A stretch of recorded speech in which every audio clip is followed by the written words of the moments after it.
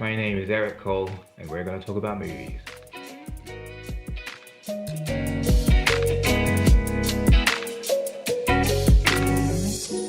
We're all stuck in isolation, and I finally got around to watch what was probably the least anticipated film of the entire X-Men franchise, X-Men Dark Phoenix. And it's not as bad as I thought it would be. It's a passable film. But it couldn't save itself from the bad reviews, the low ratings, and it just ended up crashing and burning to cinders at the box office. The film made $242 million on a combined production and marketing budget of $350 million. Ouch. X-Men Dark Phoenix does have some continuity issues. Spoiler warning, I will be discussing spoilers for the following films. X-Men Dark Phoenix does have some continuity issues, like how at the start of the film, Jean Grey, our protagonist, absorbs the Phoenix Force that is supposedly unknown and unheard of, but it's the same Phoenix Force that she uses to defeat Apocalypse, the villain from the previous film.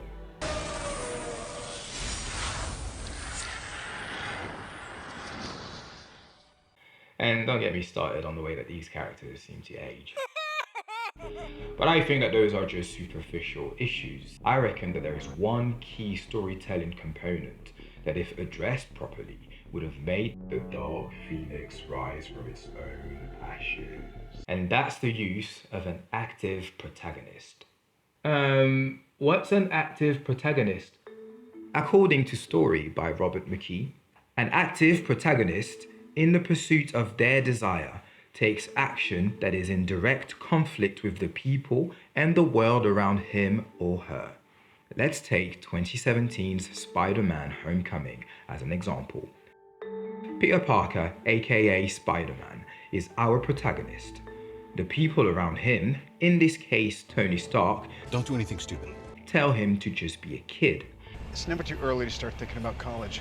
But Peter takes action that is in direct conflict with Tony Stark by pursuing Toomes and his crew of Chitauri arms dealers, all in the pursuit of his desire, which is to become an Avenger. I just want him to be like you. And that's what drives the story forward. Peter Parker actively makes choices.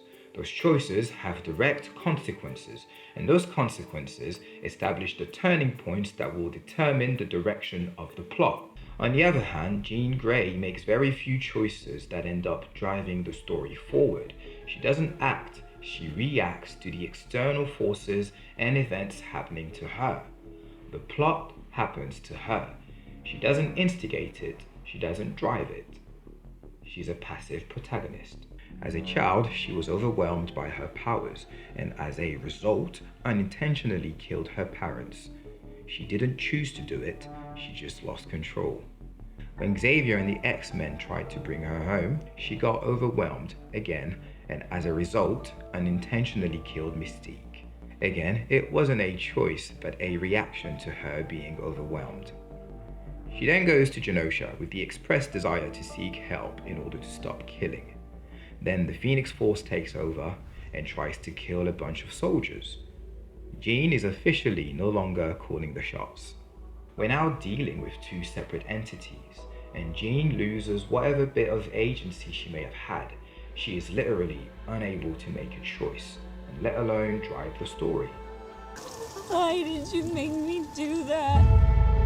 Maybe the filmmakers were trying to make a statement by having Jean become the victim of an oppressive force that invades her body without her consent.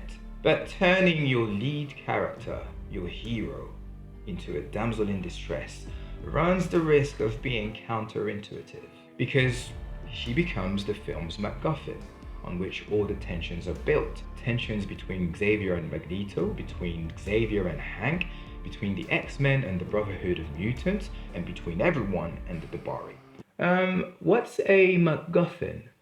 A MacGuffin is an object, device, or event that is necessary to the plot and the motivation of the characters. In Lord of the Rings, the One Ring is the MacGuffin, setting the plot in motion and forcing the characters' different motivation to come into conflict. In Avengers Infinity War, it's the Infinity Gauntlet. The Harry Potter series has had various MacGuffins throughout its films, including the Philosopher's Stone, the Goblet of Fire, and the Deathly Hallows. And here's what Alfred Hitchcock had to say about it. It's always called the thing that the characters on the screen worry about, but the audience don't care. And that kind of sums it up. Xavier, Magneto, Scott, Hank, the Dabari, they all worry about Jean for one reason or another, but we couldn't care less. Jean is reduced to an object. She is literally unconscious for most of the third act as everyone else fights over her. All these men fighting over the right to decide what to do with a woman's body because she can't decide for herself. As a conclusion, I think that writing a lead character that doesn't make their own choices and is stripped of their agency was the film's most significant misstep. Those choices that the characters make despite their circumstances make them all the more interesting. Wonder Woman chooses to help Steve Trevor despite all the warnings about the world of men. Captain America chooses to get back up despite taking a beat down. I could do this all day. Wolverine chooses to go back for the children despite knowing that he is dying. Passive protagonists are not inherently bad. Sometimes they work well. But using an active protagonist is a very efficient way to engage your audience and grip them to the story that you're telling. What's happening? I have no idea. Tell me you built a time. But what did you think about X-Men Dark Phoenix? Have you even seen it? If so, did you think that Jean Grey's character was fine as she was? Or did you think that something else entirely was at fault for the film's underwhelming performance? Drop a comment below and let me know.